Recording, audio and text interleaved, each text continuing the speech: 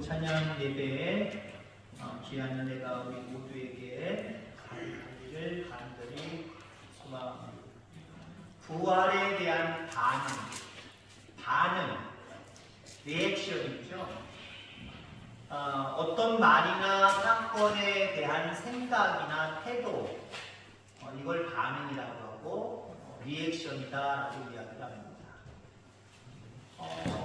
요즘 인기 있는 예능 프로그램이나 아니면 요즘 젊은이들이 좋아하는 유튜브 영상 같은 거, 인기 있는 유튜브, 인기 있는 예능은 어떤 것들입니까? 반응이 좋은 것들이에요. 인기 있는 연예인들 누가 인기 있을까요? 요즘은 반응을 잘하는 사람들이 인기를 끕니다. 요즘은 먹방이라 그러죠. 먹는 음식에 대해서 방송하는 게 참 많습니다. 우리 그걸 보면 어때요? 나도 뭐 먹을까? 그런 생각들을 갖지요. 근데 정말 먹고 싶게 만드는 사람이 있어요. 그 연예인이 있어요. 먹는 것만 봐도 그냥 내가 먹는 것처럼 막 침 줄줄 나오고 먹고 싶고 그런 사람이 있고, 어떤 사람들은 그 사람 먹는 걸 한참 쳐다봐도 저 사람처럼 나도 좀 뭔가 먹고 싶다라는 생각이 잘 안 들 때가 있어요. 뭘 먹고 반응을 표현할 때도 어떤 사람들은 잘 표현하는 사람이 있고 어떤 사람들은 아주 잘 못 표현하는 사람이 있어요.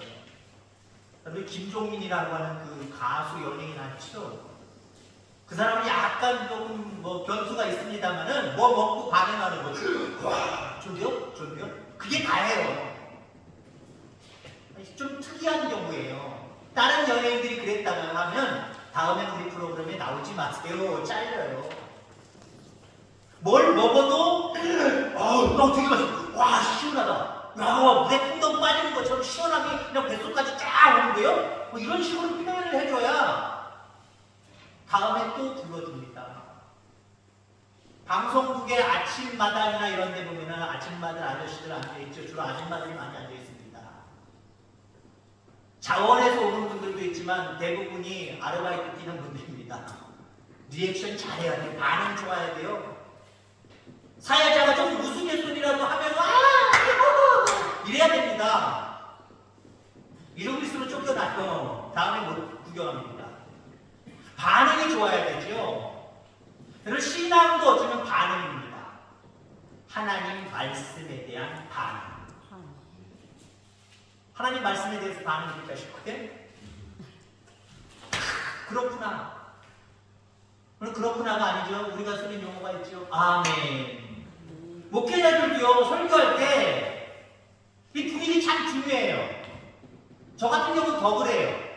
그냥 내가 준비한 것만 하면 되지 하고 여기에 집중하는 목사님들은 여기에만 집중하면 되는데 그래도 좀 문제가 돼요. 반응에 있어서. 근데 저 같은 경우는요, 여러분 얼굴 잘 쳐다본단 말이에요. 반응을 자꾸 본단 말이에요. 누가 주무시는지, 누가 말씀을 잘 듣는지 저는 다 이렇게 봐요. 근데 여러분의 반응이 좋으면 목회자로서 설교자로서 신이 나요. 성령이 뒤에서 더 열심히 저를 막 돌려주세요. 그럼 막 입술이 더 열리고 마음이 열리고 막 그래요. 근데요, 반응이 별로 안 좋으면요, 준비한 것조차도 인간의 머릿속에서 생각도 잘 안 나고 깜깜해질 때가 있어요. 반응 잘 하시기 바랍니다. 우리 교회는 나름대로 제가 거쳐온 교회를 보니까 평균 이상이에요. 반응 참 좋아요. 다만 새벽 예배 때 반응을 좀 많이 보여주신다. 새벽 예배 제가 뭘 설명하려고 저 좀 보세요 그러면 뭘 설명을 하면요, 봐야 되는데 새벽에는 화장을 안 하고 오셔서 부끄러워서 그렇게 저를 안 쳐다보시더라고요. 새벽에 나오시는 여러분의 얼굴이 하루 일상의 시간 중에 가장 이뻐 보이는데 저는 여러분들의 새벽 가오하고 오셔서 화장하지 않은 얼굴로 목사님은 안 보리라 하고 그러는지 모르지만 새벽에 좀 반응 좀 해보세요. 쳐다보고 아멘 하시고. 소리로 아멘을 안 하면 우리는 얼굴로도 분명히 반응할 수 있잖아요. 그 사람이 내 얘기를 잘 듣고 있나 안 듣고 있나 얼굴 표정만 봐도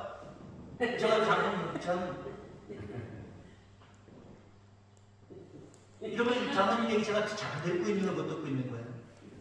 얘기하면 기분 나빠요. 얘기 안 하고 싶어요. 아니 나 가야 되겠어요. 가요.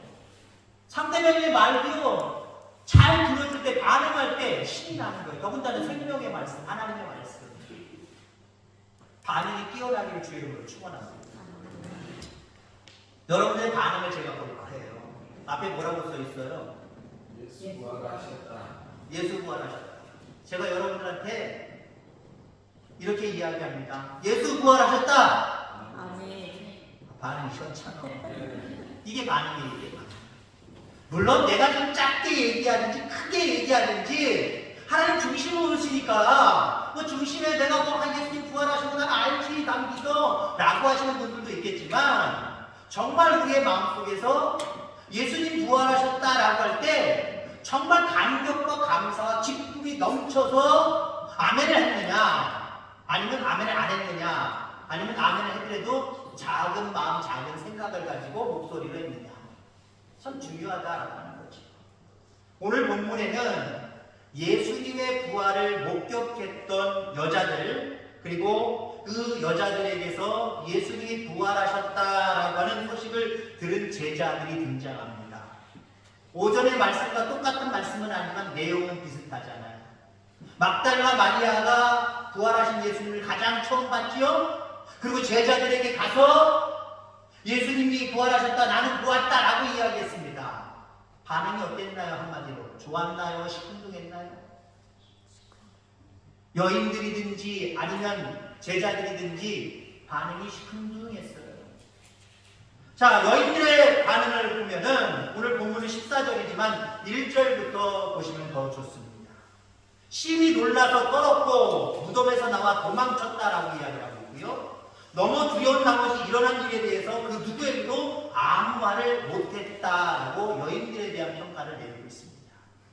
예수님의 부활하심을 듣고도 너무 놀라서 가만히 있었던 거예요. 누구한테도 말도 안 되는 이야기이기 때문에 이야기도 하지 않고 가만히 있었다라고 이야기합니다. 그 중에 막달라 마리아의 리액션만 좀 달랐지요. 부활하신 예수님을 가장 먼저 만났고 너무 반가운 나머지 반응을 어떻게 했어요? 예수님께 달려가서 막 안았으면 좋겠는데 못 안았지만 반응을 그렇게 보였잖아요. 예수님이 여인을 품고 싶지 않아 아이 저리가 오지마 그랬었던 건 아니잖아요. 그죠? 다 뜻이 계셔서 거부를 하셨습니다만 예수님이 바라보실 때 부활한 자기 자신을 본 막달라 마리아의 그 리액션, 그 행동, 반응 얼마나 기뻐하셨을까요? 그럼 찬양도 반응이에요. 하나님의 은혜에 대한 반응이에요. 그 반응이 좋으면 은혜 베푸신 하나님은 기쁘신 거예요. 찬양의 영광을 받으십니다. 근데 찬양 속에 우리의 리액션이 별로 안 좋다? 그러면은요 은혜 베푸신 하나님도 마음이 좀 심란하실 거예요. 목소리가 좋아서 되는 게 아닙니다.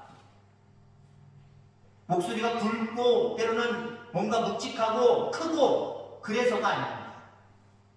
마음속에 어떤 반응, 어떤 태도를 가지고 하나님을 찬양하느냐 찬양도 하나님의 은혜에 대한 반응입니다. 이제 여인들이 제자들에게, 특히 막달라 마리아가 제자들에게 예수님에 대한 부활하심을 알립니다. 제자들의 반응은 어땠을까요? 역시 믿지 않았다 11절 말씀에 말씀하고 있습니다. 그리고 엠마오로 가는 두 제자의 반응을 살펴보면은 예수님을 만났어도 부활하신 예수님을 만났어도 알아보지도 못하고 믿지 않았다라고 하는 거죠. 결국 나중에 예수님이신 줄 알고 또 다른 제자들에게 예수님의 부활하심에 대해서 이야기합니다.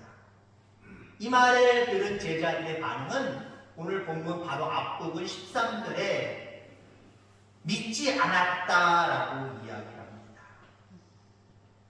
어느 누구보다 기뻐해야 될 예수님의 제자들, 예수님을 따랐던 사람들이 예수님의 부활 앞에 반응이 너무 시큰둥한 거예요.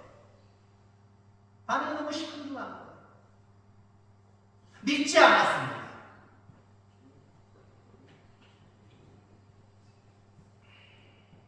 여러분 이들이 왜 믿지 않았을까요? 이 믿지 않음에 대해서 그리고 시원찮은 반응에 대해서 예수님이 그들에게 책망하시는 말씀이 오늘 본문에 나옵니다. 두 가지 큰 책망을 하시죠. 믿음 없는 자가 되지 말라라고 이야기하십니다. 저희의 믿음 없는 것을 꾸짖으시니 믿음 없는 것을 꾸짖었다라고 말씀을 하고 있죠.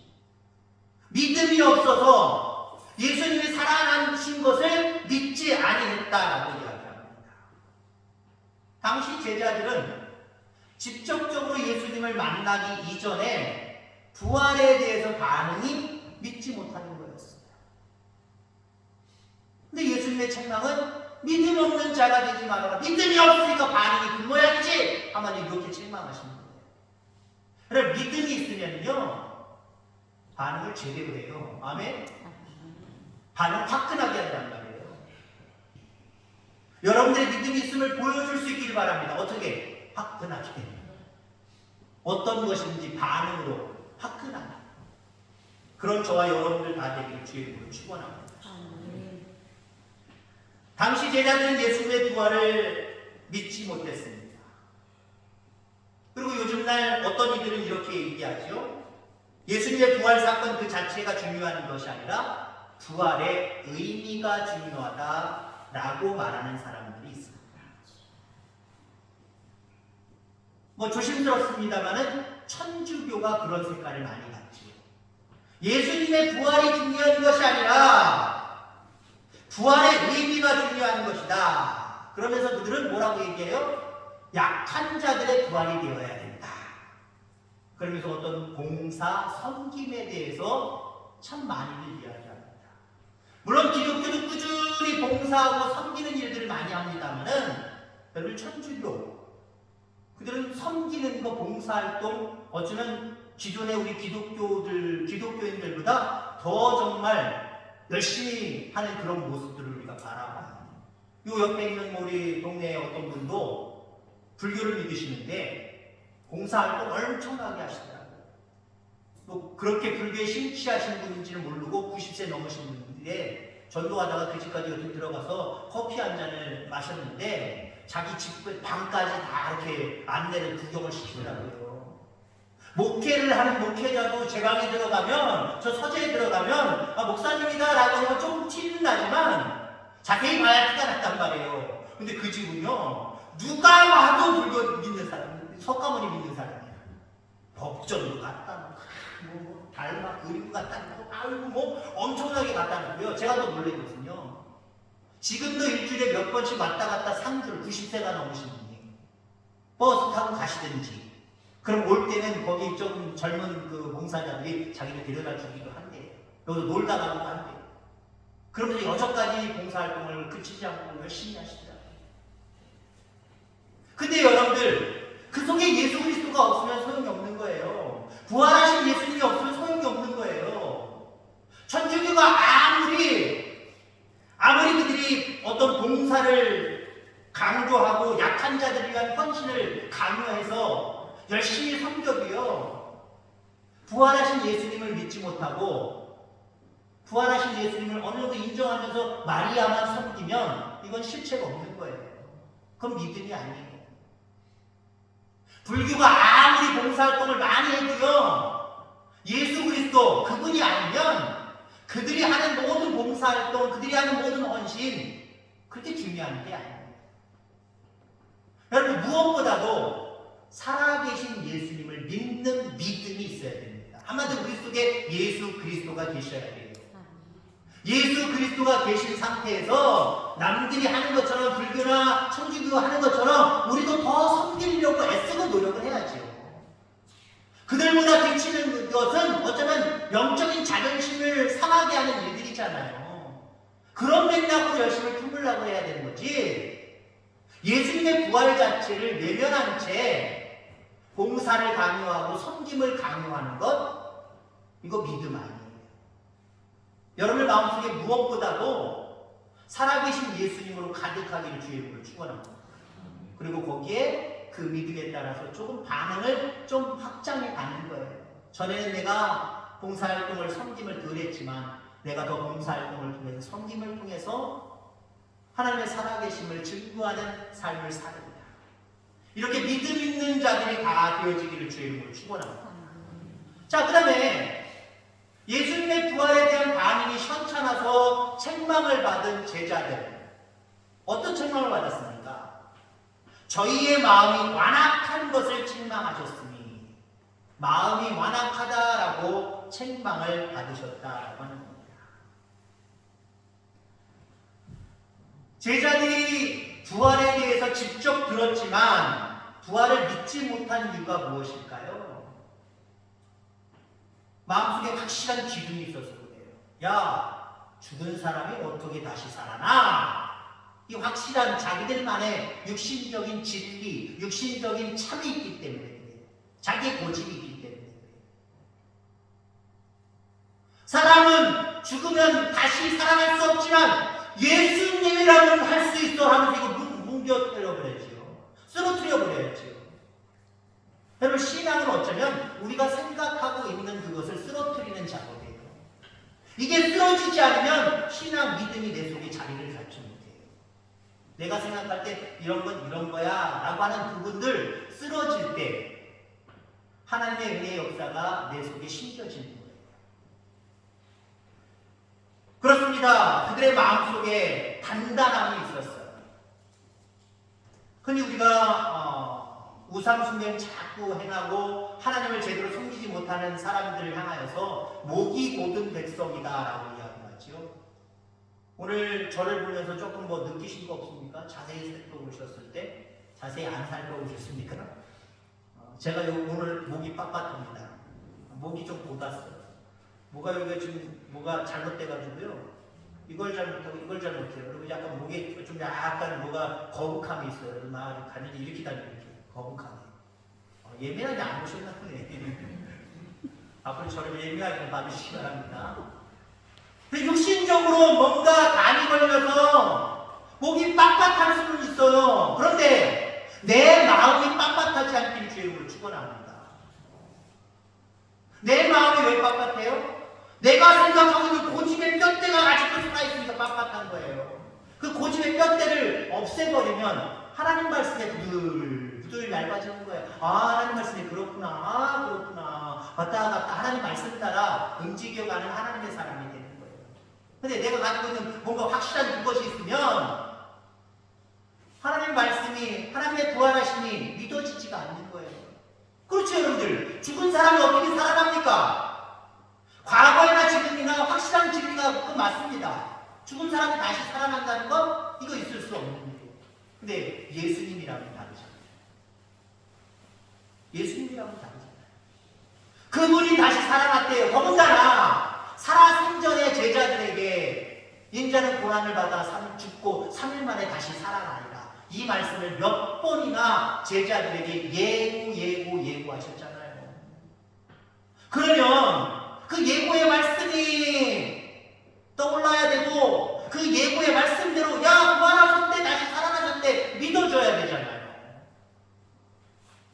뭐예요 도대체? 두 개 다 못 믿고 있어요. 예수님이 말씀하실 때도 한 귀로 듣고 한 귀로 흘렀다는 거예요. 마음이 그때도 완악했다는 거예요.